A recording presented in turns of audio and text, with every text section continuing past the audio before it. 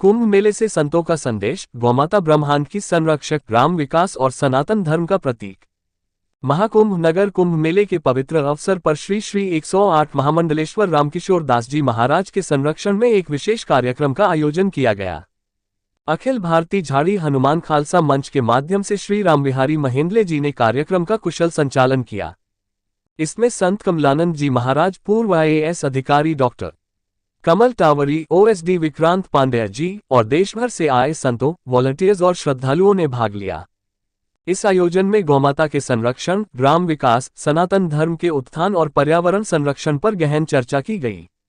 साथ ही ये घोषणा की गई कि यह पहल पत्रकार प्रेरित, पर्यावरण पूरक और स्वाभिमानी मॉडल पर आधारित होगी, जिसमें वॉलंटियर्स की महत्वपूर्ण भूमिका होगी। गौ संरक्षण, ग्राम विकास और सनातन धर्म के उत्थान के लिए जो मॉडल अपनाया जाएगा, वह पत्रकारों और वॉलंटियर्स द्वारा प्रेरित, पर्यावरण के अनुकूल और समाज के स्वाभिमान को बढ़ाने वाला होगा। ये पहल न केवल ग्रामीण अर्थव्यवस्था को सशक्त करेगी, बल्कि समाज में आत्मनिर्भरता और सम्मान का भी भाव जागृत करेगी। पत्रकार समाज को जागरूक करने और गौ संरक्षण के महत्व को जन जन तक पहुंचाने में अहम भूमिका निभाएंगे। मीडिया के माध्यम से इस अभियान को व्यापक स्तर पर प्रचारित किया जाएगा। गौमाता से प्राप्त गोबर और गौमूत्र का उपयोग जैविक खेती और ऊर्जा उत्पादन में किया जाएगा। ये पहल जलवायु परिवर्तन और भूमि की उर्वरता में सुधार का साधन बनेगी। सहकारी समितियों और गौ आधारित उद्योगों के माध्यम से ग्रामीण क्षेत्रों को आत्मनिर्भर बनाया जाएगा। प्रत्येक ब्लॉक में सहकारी मॉडल के तहत गौशालाओं और गौ आधारित उद्योगों का संचालन। ये परियोजना ग्रामीण क्षेत्रों में रोजगार सृजन और आर्थिक सशक्तिकरण का आधार बनेगी। 10% सेवा शुल्क मॉडल के माध्यम से परियोजना को स्थायी और आत्मनिर्भर बनाया जाएगा। जो ये साबित कर सके कि गाय मानव जीवन और पर्यावरण के लिए उपयोगी नहीं है, उसे मैं 10 लाख रुपए का इनाम दूंगा। इस चुनौती का उद्देश्य गौमाता के महत्व को उजागर करना और जागरूकता बढ़ाना है। वॉलंटियर्स इस मॉडल को लागू करने, सहकारी समितियों के संचालन, जागरूकता फैलाने और योजनाओं को सफल बनाने में प्रमुख भूमिका निभाएंगे। गौमाता आधारित यह मॉडल पत्रकारों की प्रेरणा, वॉलंटियर्स के समर्पण और समाज की भागीदारी से सफल होगा। ये पर्यावरण के अनुकूल और स्वाभिमान से भरपूर है। इसे सरकारी सहायता की आवश्यकता नहीं है, क्योंकि यह पूरी तरह से समाज की शक्ति और जागरूकता पर आधारित होगा। महामंडलेश्वर रामकिशोर दास जी महाराज का आह्वान। गौमाता केवल हमारी धार्मिक आस्था का केंद्र नहीं है, बल्कि पर्यावरण और समाज के उत्थान का आधार भी है। पत्रकारों और वॉलंटियर्स के माध्यम से यह मॉडल समाज में जागरूकता और समर्पण का उदाहरण बनेगा। ये पहल आत्मनिर्भरता और स्वाभिमान का प्रतीक होगी। कार्यक्रम के अंत में सभी संतों, वॉलंटियर्स और श्रद्धालुओं ने गौ संरक्षण, ग्राम विकास और पर्यावरण पूरक मॉडल को सफल बनाने का सामूहिक संकल्प लिया। श्री श्री 108 महामंडलेश्वर रामकिशोर दास जी महाराज के संरक्षण में आयोजित इस अभियान का आह्वान करती है, जो पत्रकार प्रेरित, पर्यावरण पूरक और स्वाभिमान आधारित मॉडल के माध्यम से गौ संरक्षण और ग्राम विकास को नई ऊंचाइयों तक ले जाने का संकल्प है।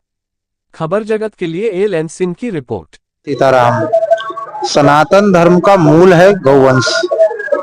बिना गौवंश के सनातन की कोई कल्पना भी नहीं की जा सकती है, क्योंकि सनातन का जो व्यापक अर्थ है वो प्रकृति, पर्यावरण, इन सब पे आधारित है।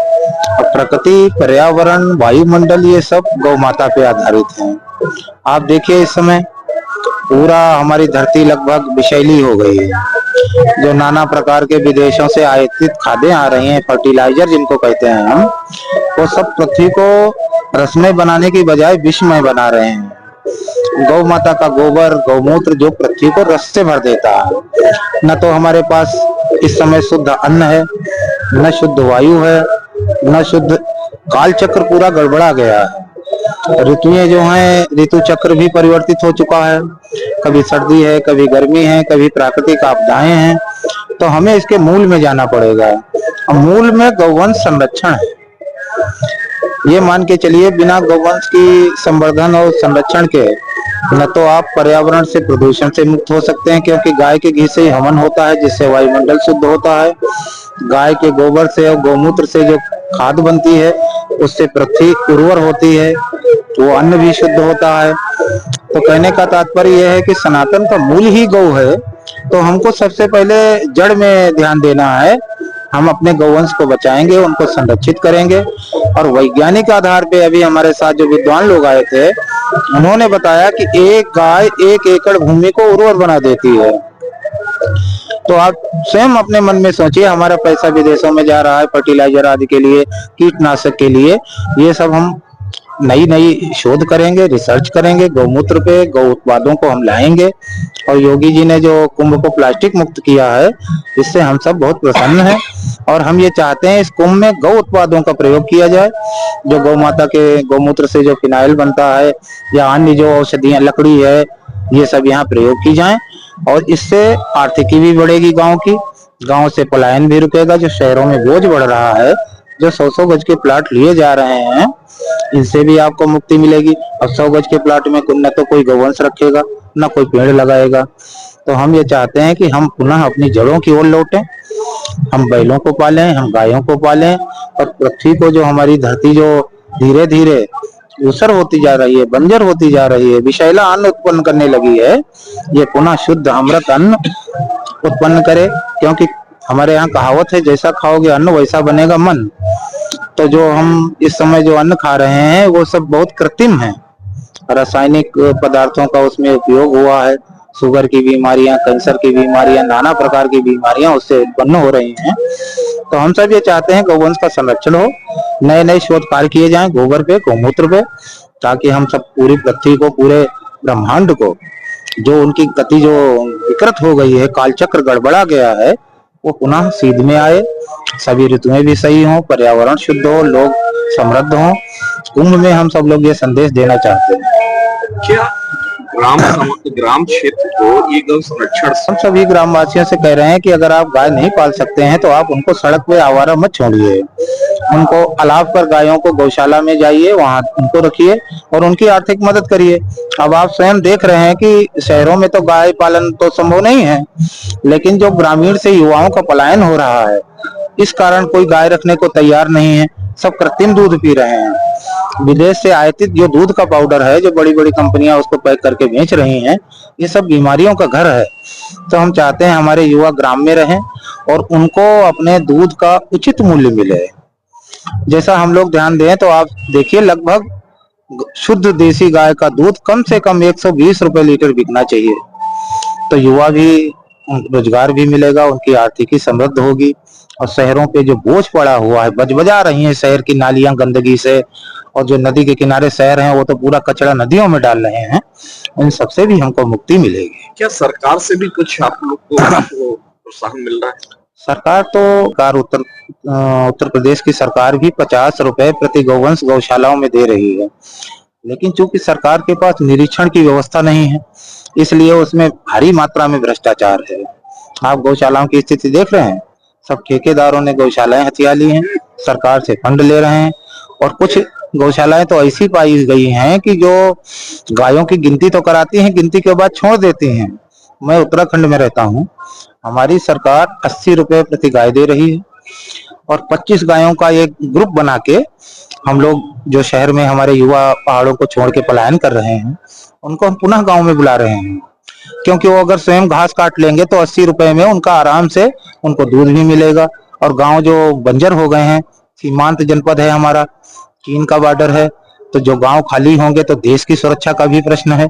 हम सब चाहते हैं कि हमारे युवा उत्तराखंड के अपने गांव में वापस आएं, और गौवंश संरक्षण से, क्योंकि सरकार पूरा फंड दे रही है, उनको हर प्रकार से उनकी आर्थिकी भी बढ़ेगी, काम भी मिलेगा। देखिए, युवा क्या है कि आप इनकी शक्ति का सदुपयोग नहीं करोगे तो उनका दुरुपयोग तो होना ही है। शक्ति को रचनात्मक कार्यों में हमें युवाओं की शक्ति को लगाना है। युवाओं की कोई गलती नहीं है, अगर वो बेरोजगार हैं तो आप देख ही रहे हैं, कुछ न कुछ गलत मार्ग पे भी चल सकते हैं। आज जो समाज में नशे की प्रवृत्ति बढ़ रही है, अपराध बढ़ रहे हैं, ये किस लिए बढ़ रहे हैं? बेरोजगारी के कारण। तो हम गौवंश संरक्षण को रोजगार से भी जोड़ने का प्रयास कर रहे हैं। हम चाहते हैं हमारे युवा वापस आए, स्वस्थ बने, सनातन की ओर मुड़े, अच्छे कार्य करें, उनकी शक्ति का हम सब रचनात्मक उपयोग करें। गौ संरक्षण के लिए महंत श्री राम किशोर दास जी महाराज ने बहुत सारे प्रयास किए हैं, और उनके जो प्रयास हैं अद्वितीय हैं।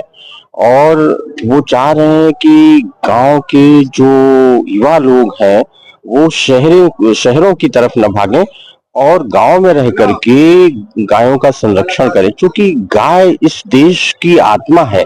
और हम सब जैसा कि जानते हैं, जब यंत्र नहीं आए थे, आधुनिक यंत्र नहीं आए थे, तो बिना गाय के, इसलिए कि बछड़े और नंदी, उन बैलों के बिना तो हम लोग जीवित नहीं रह सकते हैं। और इस देश में क्या, पूरी दुनिया में, विश्व में कहा गया कि अन्नम वही ब्रह्म, अन्न ही ब्रह्म है। इसलिए जो है वो आधार है। और आने वाले समय में, जैसा श्री महंत जी कहते हैं, महामंडलेश्वर प्रसिद्ध पूज्य रामकिशोर दास महाराज जी, आने वाला समय गाय का है, नंदियों का है। केवल गाय ही नहीं, और हमारे शास्त्रों में, भारतीय परंपरा में तो यहाँ तक कहा गया है कि जिस गांव में अच्छे नंदी नहीं है, वहां पर अच्छी संतानें जन्म नहीं लेती हैं। बहुत बहुत धन्यवाद।